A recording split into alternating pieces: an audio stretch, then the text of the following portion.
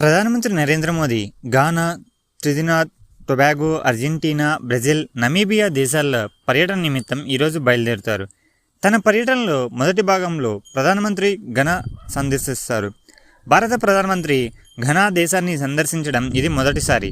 Ghana అధ్యక్షుడు John రమానీ మహమాతో ఆయన సమావేశం జరిపి రెండు దేశాల మధ్య ఉన్న పటిష్టమైన ద్వైపాక్షిక భాగస్వామ్యం గురించి, ఆర్థిక, ఇంధన, రక్షణ సహకారాన్ని పెంచడం గురించి చర్చిస్తారు.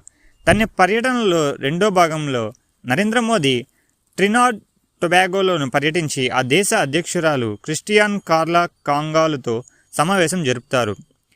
ట్రినిడాడ్ టొబాగో ప్రధానమంత్రి కమలా ప్రసాద్ బిసిస్సర్తో కూడా ఆయన సమావేశం జరుపుతారు. ఆ దేశంలో పార్లమెంట్ సంయుక్త సమావేశాన్ని ఉద్దేశించి ప్రధానమంత్రి ప్రసంగిస్తారు.